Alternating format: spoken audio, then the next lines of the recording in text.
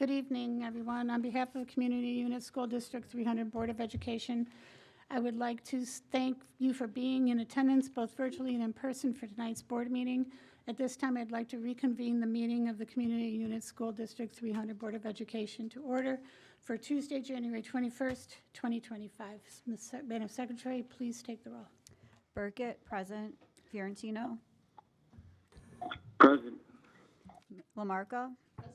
McKindy. Present. Scarpino. Thomas. Present. Zettler. Present. We have 6 board members present. Thank you. Please rise for the Pledge of Allegiance. I pledge allegiance to the flag of the United States of America and to the republic for which it stands, one nation, under God, indivisible, with liberty and justice for all. Just want to take a second and note that we expected to have the kids from Meadowdale here today to help us. Obviously, the cold has prevented us from doing that, so we will invite them back as soon as we can. Okay. There has been a change to the agenda due to clement weather. We are removing item 7, recognition, from tonight's agenda. This recognition will take place at a future board meeting also. May I have a motion to approve the agenda? So moved. Second. Madam Secretary, please take the roll. Lamarca. Aye. Thomas. McKindy. Aye. Burkett. Aye. Zettler. Aye. Fiorentino. Aye. Motion passes 6-0. Thank you. I'm going to pass it over to Dr. Smith at this time. Members of the Board of Education, community members, staff, and students, we would like to acknowledge the passing of a District 300 student. District 300 would like to honor Olisa Mecca Edward Abunake, a third-grade student at Algonquin Lakes Elementary School who passed away on January 6, 2025. Olisa, as he was known, will be forever missed, and District 300 would like to offer deep condolences to his family and friends. At this time, I respectfully ask all in attendance to observe a moment of silence in honor of Olisa.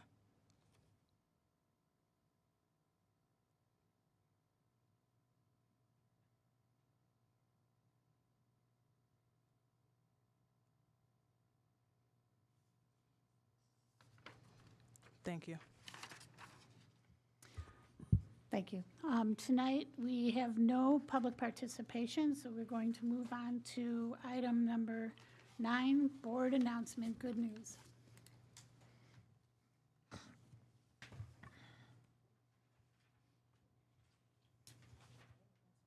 Sorry.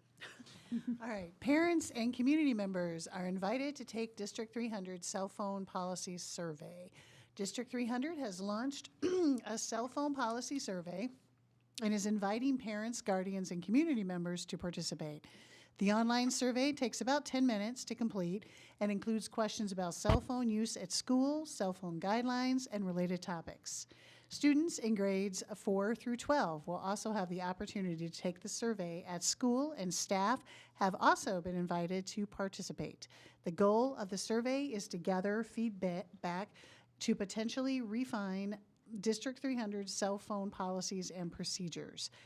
Feedback from the survey and future focus group meetings will help the district better understand how cell phones are used in the schools and how related policies impact students, families, and staff.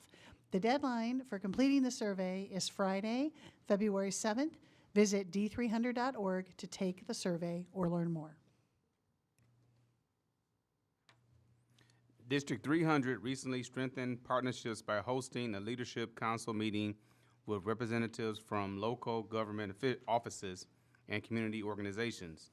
Presentations highlighted the Illinois report card and winter weather planning. In addition, details about dual credit opportunities for students were provided. The meeting aligned with District 300 Strategic Plan Goal 4, which seeks to ensure all stakeholders have a voice in guiding district decision-making. CBS News Chicago highlights student making impact at D300 Food Pantry. A recent CBS News Chicago segment highlighted Newport Elementary School fifth grader Leo Bonija, who has spent more than 5 years collecting items for the D300 food pantry. The segment details how Leo has helped collect thousands of pounds of food and dollars for the pantry, which serves District 300 families. At this time, I invite the community to watch the CBS News Chicago segment, which originally aired on Friday and is just under 4 minutes. Tonight's Eye on Chicago Now, Marie Saavedra introduces us to a little guy with a big heart. At just 11 years old, he's already changed the lives of hundreds of families for the better. Leo Bonilla has some very strong opinions about people going hungry. He says it just isn't fair, so he's doing something about it. All right, nicely done, sir. From the looks of things, 11-year-old fifth grader Leo Bonilla seems like any other kid his age. He has his favorite school subjects. Social studies is my favorite, and, recess. His favorite food. Lucky Charms and Fruit Loops. And then there are his career aspirations. I want to be a baseball player. But how many kids Leo's age can say they have been helping feed hungry people for years? Yes, years. Leo's been organizing food collections for families in the far northwest suburbs. I know, if I didn't have food, I would be very sad, and I'm sure all the people that don't have food are. His mom, Casey, and dad, Ed, say it all started when Leo was 5. We were just watching the news, and they were showing footage of people waiting 2 hours for food. He just asked, what are they waiting for? And I'm like, they're waiting for food. I thought it wasn't fair that they didn't have food because they don't deserve that. And that was this 5-year-old's aha moment. He immediately, well, what about the change I'm collecting? Can I give them my money? Yeah, I said, and I'll match it. I brought it up to my mom and my family, and they're like, oh, we'll match it. Before we knew it, we had $100. They decided to donate the money to the District 300 food pantry. But Leo wasn't finished yet. Thank you guys for donating. He and his mom made a Facebook video with a link so people could make their own donations. I think we had it open for a week and $1,700 that first year. We've actually done it 5 years now, so it's about over $10,000 he's raised monetary through these Facebook. Yeah. He's always has a lot of empathy for people, so in a way it wasn't too surprising. But wait, there's more. Leo organizes food collections in his neighborhood and at his school, Newport Elementary in Algonquin. My second grade teacher, Miss Coombe, helped out a lot. It's really fun to watch as these kids are loading the trucks. They have a sense of pride. They feel so good about themselves, and it's all because of Leo and what he started. And you can bet the people at District 300 Food Pantry are big fans. They even gave Leo one of their first Hunger Champions Awards. It's very unique to have an elementary school student that has that sort of a passion and a kid that will actually follow through, and it keeps following through year after year. This year, the fundraising was over $3,300, and I want to say that it was 2,500 to 3,000 pounds of food. We brought our box truck over and we filled up 4 pallets, so it was a lot. Next year, Leo leaves Newport for middle school. I told him he couldn't leave. No, I did tell him that jokingly, but yes, we are going to miss him. He just is such a kind, caring, just such a good person, and he really tries his best, and he really tries to help others. It's just so wonderful. But to him, it's all really simple. It's it brings me joy to see people getting food, and it helps a lot, so they get food, and everybody's happy. Leo's final food for thought? Keep helping out, and the world will be a better place. Leo made those school food drives into fun events. There were classroom and even district-wide competitions. Newport Elementary is this year's winner. I'm Marie Saavedra, CBS News, Chicago. What a great story. That's awesome. Sending it over to Dr. Smith again for his superintendent report. May I have Dr. Gravel and Mrs. Woodbury up to the podium for an update, a preview for summer programming.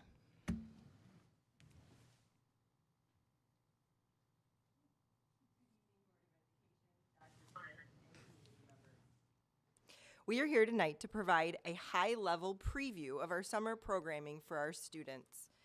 These programs are designed to meet the diverse needs of our students by providing academic support, enrichment opportunities, and skill development. First, we'd like to start with extended school year and Northwestern Illinois Association programs. These are tailored specifically for our students who have been identified through their individualized education plans. These students meet specific criteria for eligibility, and the programs aim to support their continued learning and development throughout the summer. Next, we have our credit recovery opportunities, both available for middle school and high school students. This program is designed for students who need to recover credits for courses they were unable to pass during the school year. We'll be offering select courses in this program to help students stay on track with their graduation requirements and ensure that they don't fall behind in their academic journey. In addition to credit recovery, we are also offering credit enhancement courses for high school students. This is an opportunity for students who wish to get ahead by earning additional credits. These courses are perfect for students who may want to explore new subjects or accelerate their academic progress over the summer. For our high school students, we are also offering driver education. This includes both in classroom instruction and behind the wheel requirements. This program allows students to fulfill the necessary components of driver's education during the summer, ensuring that they are well prepared for the road ahead.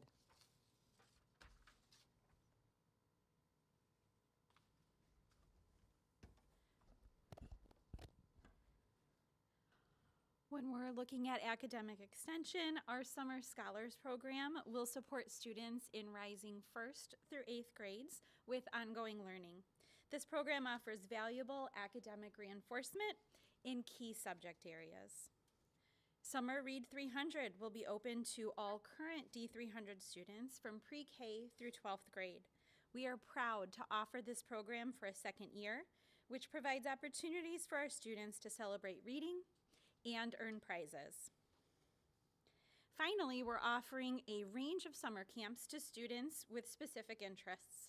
These camps are available in several areas, including athletics for students looking to develop their physical skills, career and technical education, which will provide exposure to various trades and career paths, and fine arts for our students interested in exploring their creativity and artistic abilities.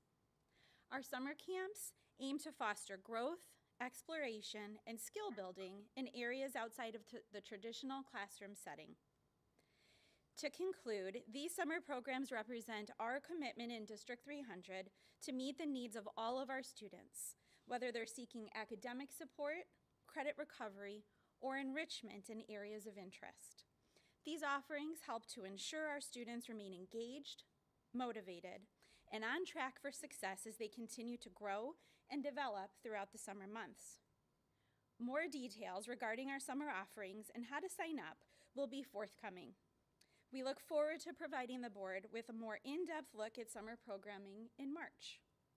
Thank you for your time and continued support. What questions can we answer for you? Questions? Thank you both. Great job. Thank you. Thank you so much. That concludes the superintendent's report for today.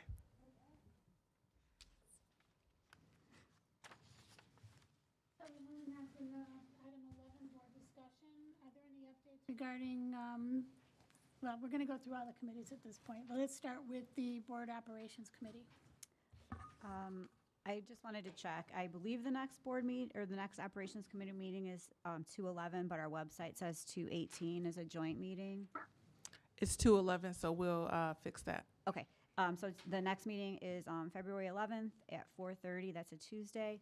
As we always say, that's where we discuss a lot of things that we vote on tonight or in this type of meeting. So please check that out, and it's available online as well for your convenience.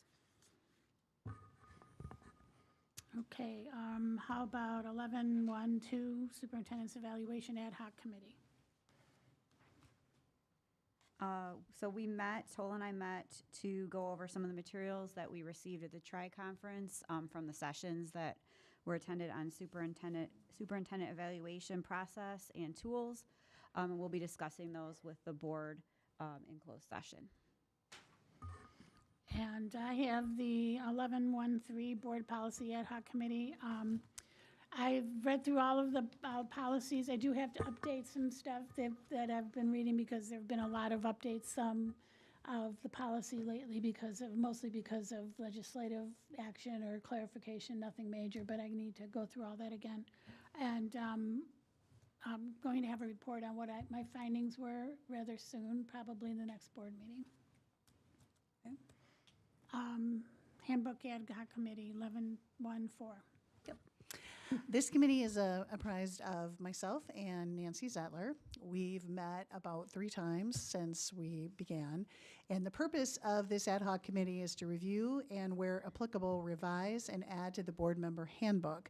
The board member handbook, in order to serve as a legacy foundational document, requires periodic review and updates from current members. The goal is to ensure that the handbook entirely reflects the purpose, objectives, rules, protocol, and operational information necessary to be an effective resource that helps enable each board member to participate fully and knowledgeably.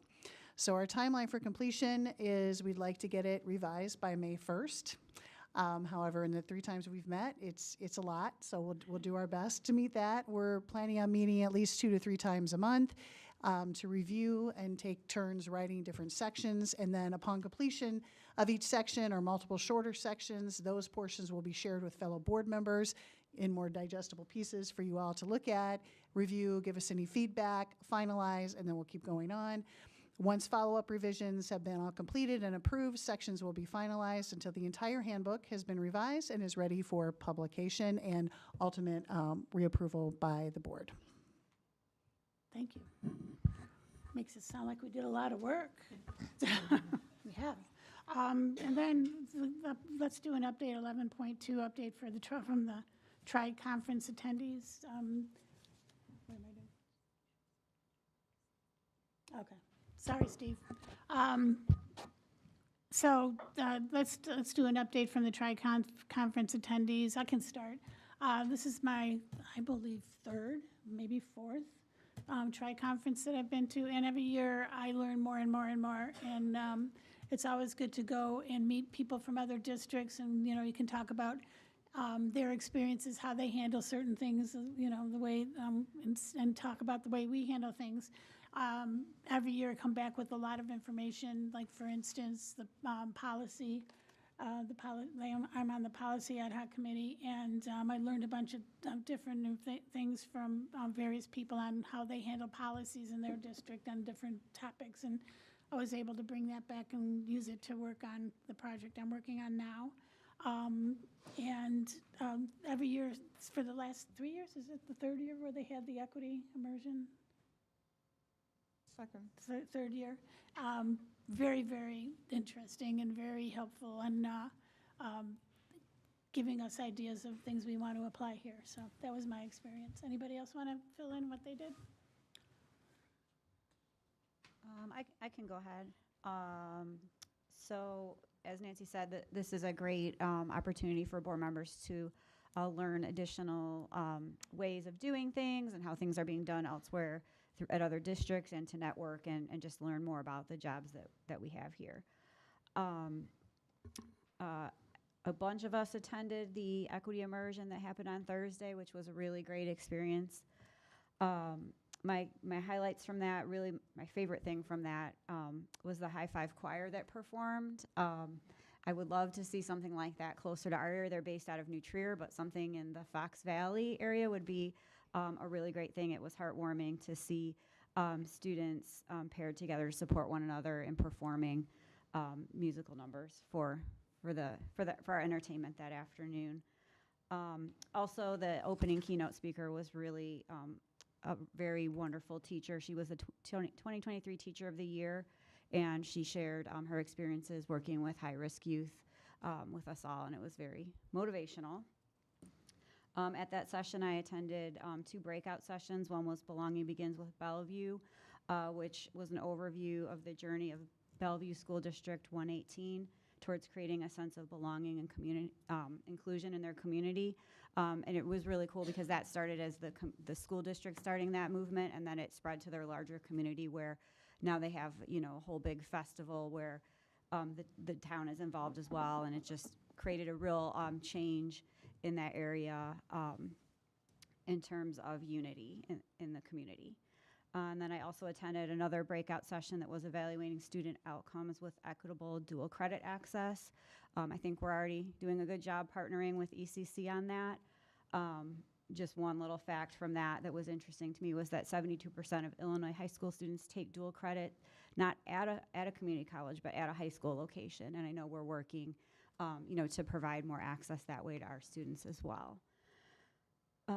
Friday, I attended the superintendent evaluation session that we'll be talking about, as well as school board finance for board members, which was great to hear about how other districts in the state are working to finance various projects that they want to have done in their districts.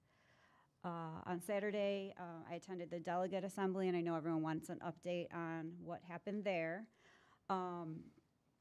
So I can tell you that there were 429 districts present from the state of Illinois. So it's a big room with a lot of people.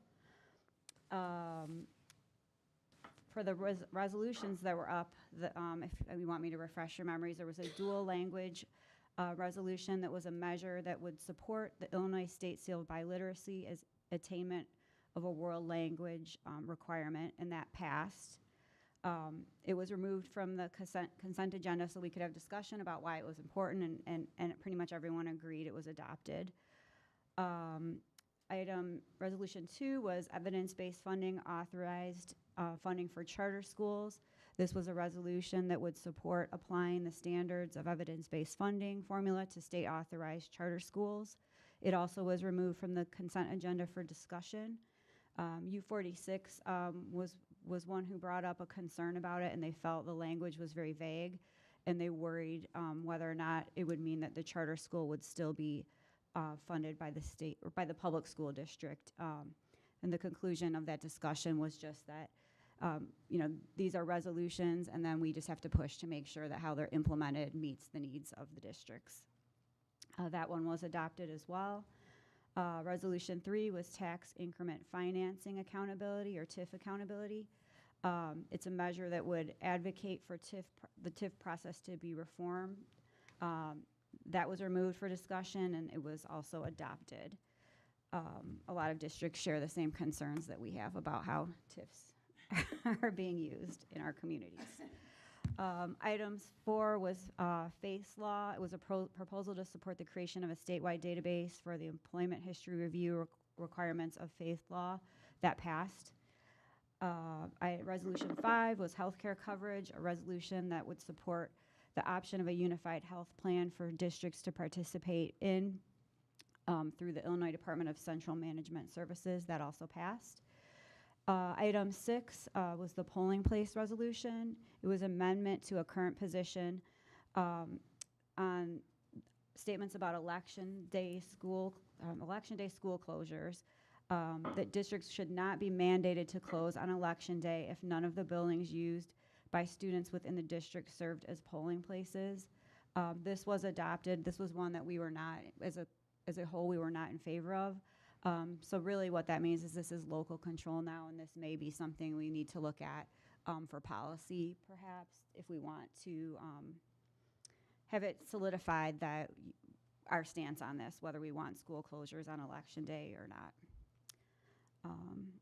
And that's really my report. It was a great experience, and I look forward to hearing Tola, what you experienced.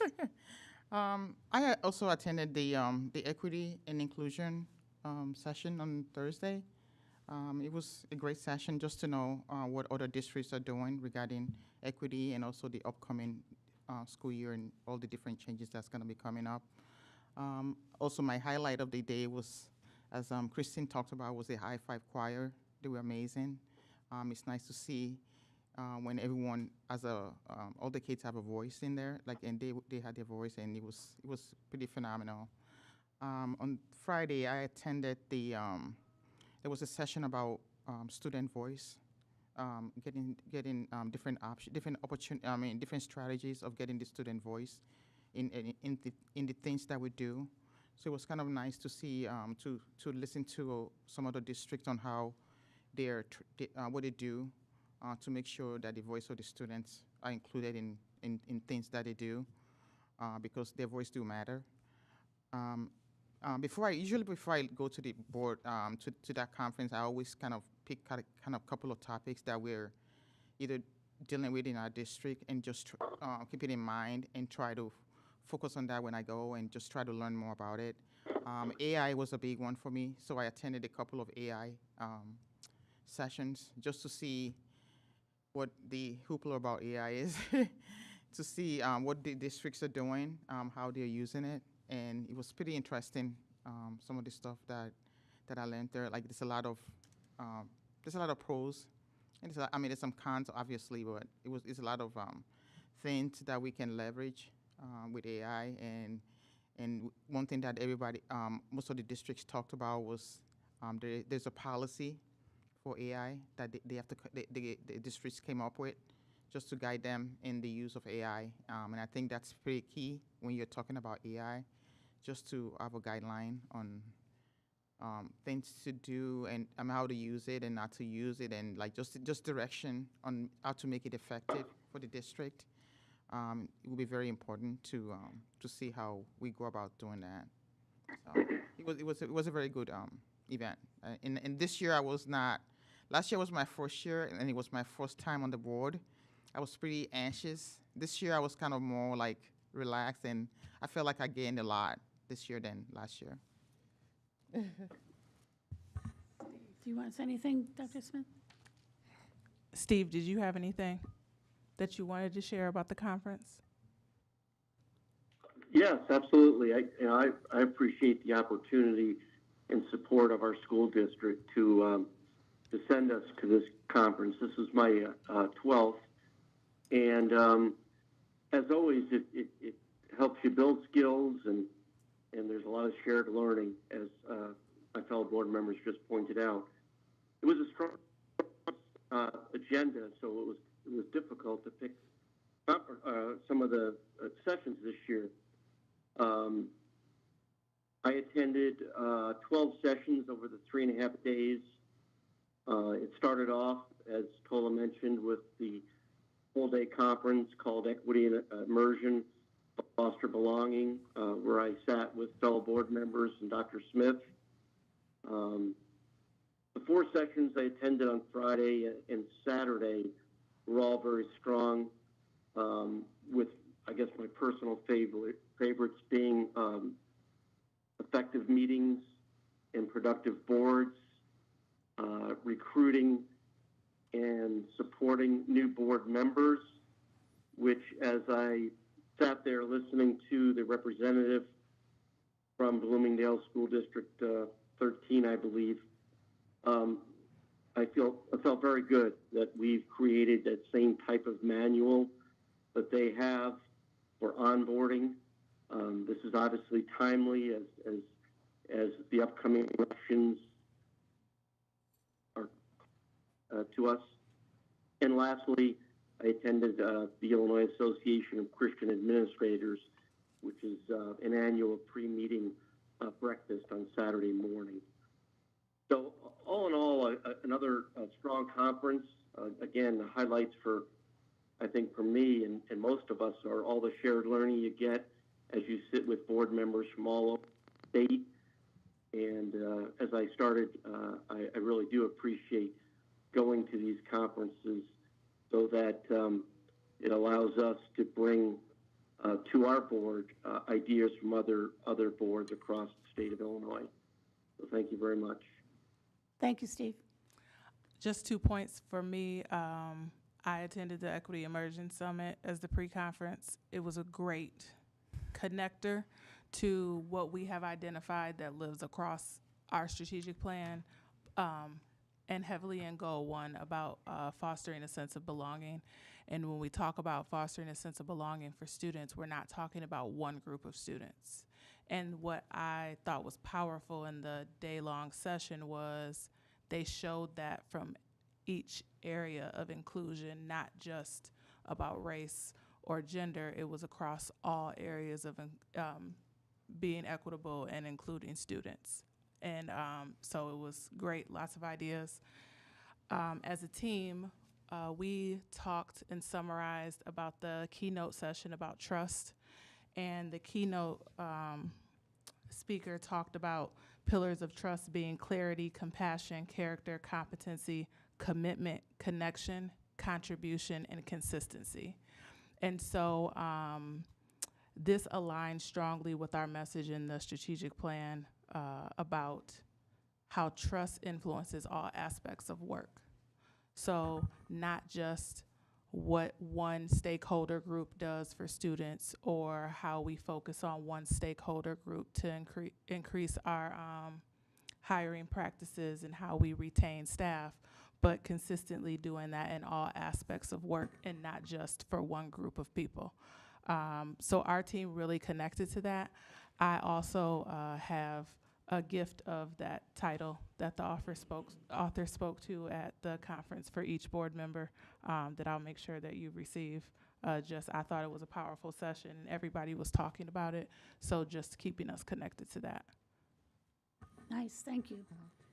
Anybody else want to contribute anything? Okay, let's move on to items for discussion, 12.1. Board policy review and revisions. Like I mentioned earlier, the majority of the reviews and revisions, or the revisions, were related to amendments in the school code and other areas, and also clarification on language here and there. So nothing major, unless, Colleen, is there something that you think we should be discussing more than that? Okay. Anybody have any questions or concerns about that? No? Okay. All right, so let's move on to item 13, consent items. Do I have a motion to approve the consent items? So moved. The second? Madam Secretary, would you please take the roll? Lamarca, Aye. Zettler, Aye. Fiorentino, Aye. Thomas, Burkett, aye. McKindy. Aye. Motion passes 6-0. Okay, thank you. And item 14, roll call action items. 14.1, approval of Avid Services Agreements Renewal. Do I have a motion for the approval of the Avid Services Agreement Renewal? So moved. Madam Secretary, please take the roll. McKindy, Aye. Thomas, Burkett, aye. Zettler, Aye. Fiorentino, Aye. Lamarca. Aye. Motion passes 6-0. 14.2, approval of the CTIE equipment bid. So moved. Second. Lamar, Okay, would you please take the roll? Lamarca, Aye. McKindy, Aye. Fiorentino, Aye. Zettler, Aye. Burkett, aye. Thomas. Motion passes 6-0. 14.3, approval of ground supplies and equipment bid renewal. Do I have a motion for the approval of the ground supplies and equipment bid renewal? So moved. Second. Madam Secretary, please take the roll. McKindy, Aye. Thomas, Fiorentino, Aye. Burkett, aye. Lamarca, Aye. Zettler. Aye. Motion passes 6-0. Thank you. 14.4, approval of seal coating bid. Do I have a motion for the approval of the seal coating bid? So moved. Do I have a second? Second. Madam Secretary, please take the roll. Burkett, aye. Lamarca, Aye. Zettler, Aye. McKindy, Aye. Fiorentino, Aye. Thomas. Motion passes 6-0. Thank you. 14.5, approval of playground equipment contract. Do I have a motion for the approval of the playground equipment contract? So moved. Second. Madam Secretary, please take the roll. Thomas, McKindy, Aye. Burkett, aye. Fiorentino, Aye. Zettler, Aye. Lamarca. Aye. Motion passes 6-0. Thank you. 14.6, approval of technology-related services contract. Do I have a motion for the approval of the technology-related services contract? So moved. Second. Madam Secretary, please take the roll. Lamarca, Aye. McKindy, Aye. Zettler, Aye. Burkett, aye. Thomas, Fiorentino. Aye. Motion passes 6-0. Thank you. 14.7, approval of exterior marquee sign project. Do I have a motion for the approval of the exterior marquee sign project? So moved. Do I have a second? Second. Madam Secretary, please take the roll. Burkett, aye. Thomas, Zettler, Aye. Fiorentino, Aye. McKindy, Aye. Lamarca. Aye. Motion passes 6-0. 14.8, approval to initiate design phase for the parking lot and traffic pattern improvements, DMS. Do I have a motion for the approval to initiate design phase for parking lot and traffic pattern improvements at DMS? So moved. Second. And is there any discussion? I just want to make clear that this is not the extension for the recreation drive. This is solely the traffic issues at the school itself, correct? Correct. Okay. Anybody else have any questions? Okay. Madam Secretary, please take the roll. Lamarca, Aye. McKindy, Aye. Burkett, aye. Fiorentino, Aye. Thomas, Zettler. Aye. Motion passes 6-0. 14.9, approval of boundary change. Do I have a motion for the approval of the boundary change? So moved. Do I have a second? Second. Madam Secretary, would you please take the roll? McKindy, Aye. Thomas, Zettler, Aye. Lamarca, Aye. Fiorentino, Aye. Burkett, aye. Motion passes 6-0. Item 15, closed session. Do I have a motion to go into closed session for the purpose of discussing, number one, the appointment, employment, compensation, discipline, performance, or dismissal of specific employees of the public body, 2C1. 2, collective negotiating matters between the public body and its employees or their representatives or deliberations concerning salary schedules for one or more classes of employees, 2C2. 3, litigation, 2C11, and 4, security procedures, school building safety and security, and use of personnel to respond to an actual, a threatened, or a reasonably potential danger to the safety of employees, students, staff, the public, or public propriety, 2CA. So Good. moved. Second. Second. Madam Secretary, please take the roll. Lamarca, Aye. Burkett, aye. Fiorentino, Aye. McKindy, Aye. Zettler, Aye. Thomas. Motion passes 6-0. So we will not come back, and there's no business to follow, so. Thank you guys for coming, staying, holy moly. Very, very cold.